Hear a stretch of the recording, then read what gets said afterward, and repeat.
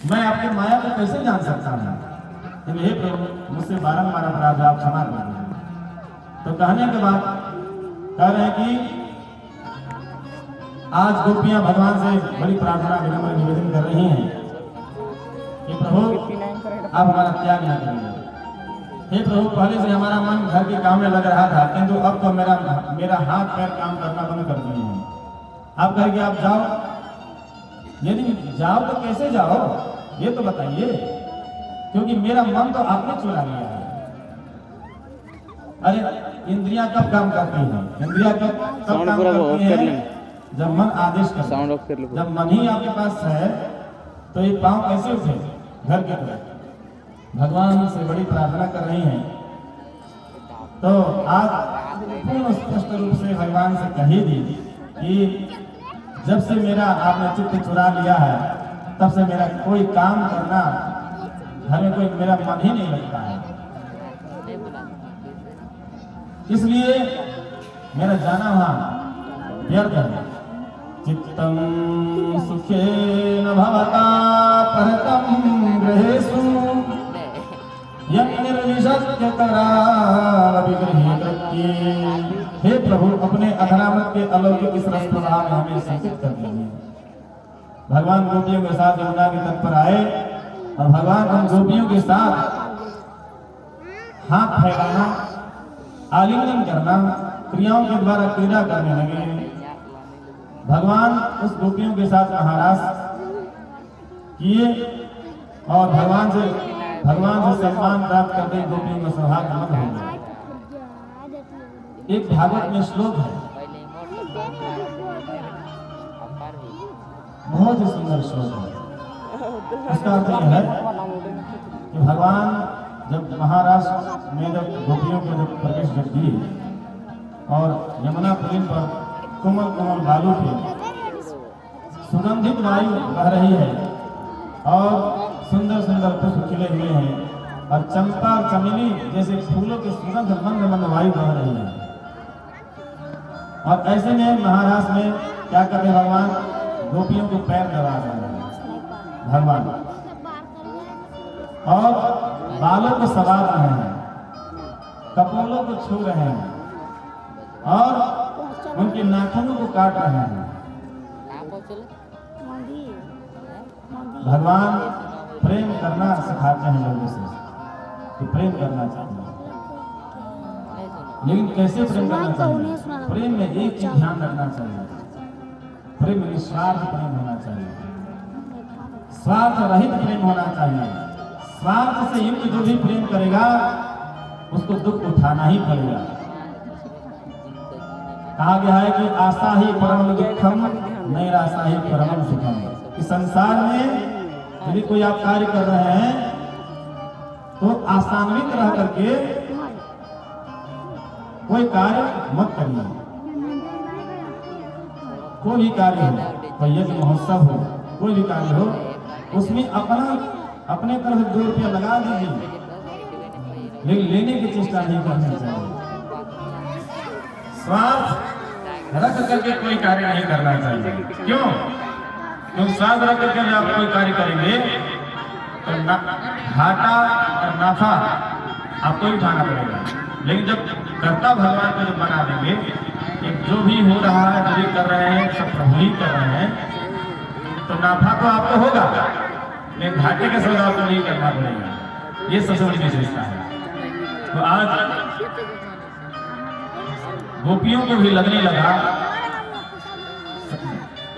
करेंगे करोड़ों ब्रह्मांडों के अधिनायक प्रभु हमारे प्रेम में पड़ गए हैं। गोपियों को मान हो गया, अभिमान हो गया, मद हो गया। गोपियों को लगा, क्योंकि भगवान सेवा करते करते करते मंद मंद मुस्कान दे रहे हैं, तो गोपियों को लग रहा है प्रभु हमारे सत्य में आ गए। गोपियों को लगने लगा कि भगवान हमारे प्रेम में पड़ गए हैं। तो भगवान कामोत्पत्ति को चरम सीमा पर पहुंचा करके और अंतर ध्यान हो जाता है। बोल वृंदावन बिहारी लाल की।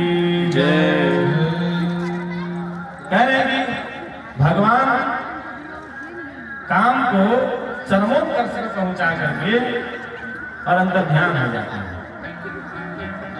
भगवान ने ऐसा क्यों किया? तो जिस समय मैं भागवत पढ़ रहा था तो मेरे ही मन में एक शंका उत्पन्न हो गई, भगवान ऐसा क्यों किया? क्योंकि हम लोग प्राकृतिक मनुष्य हैं और प्राकृतिक मनुष्य की तरह ही सोच सकते हैं। हम लोग का जो शरीर है पंच भौतिक शरीर है, पांच भौतिक शरीर है, पृथ्वी जल अग्नि आकाश वायु से बना हुआ शरीर है। लेकिन भगवान का शरीर जो है वह पांच भौतिक शरीर नहीं है, वह चिन्मय शरीर है। हम लोग का जो शरीर जो निर्माण होता है वीर और रस के द्वारा निर्माण होता है, लेकिन भगवान का शरीर वीर और रस के द्वारा निर्माण नहीं हुआ है। हम जब संसार में आते हैं तो कर्म बंधनों में बंध करके आते हैं, ये विशेषता हम लोगों में।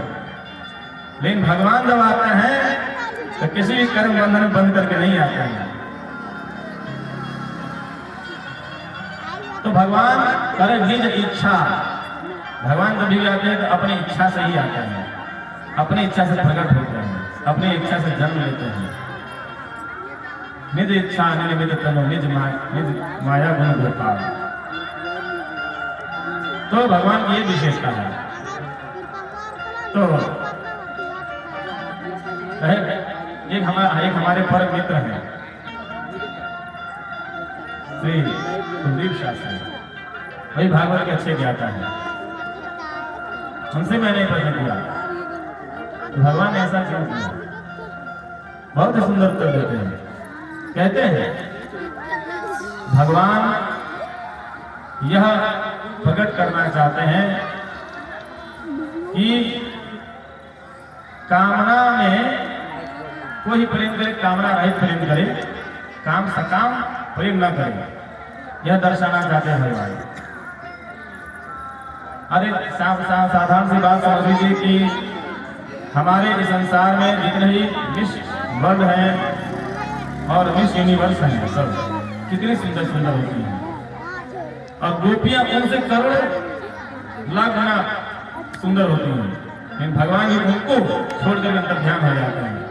भगवान कहते हैं कि सुंदरता में कुछ रेखा नहीं है, तन के सुंदरता से ज्यादा मन की सुंदरता होना अति आवश्यक है।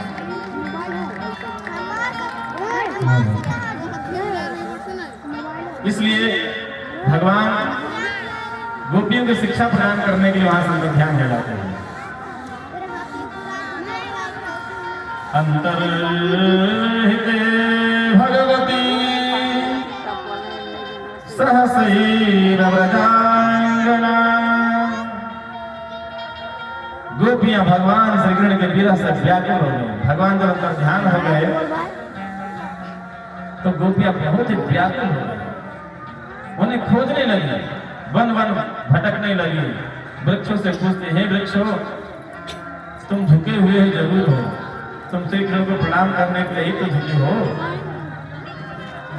क्या तुम कृष्ण के पता जानती हो कि कहाँ गए हैं? वृक्षों ने कहा कि हम नहीं जानते।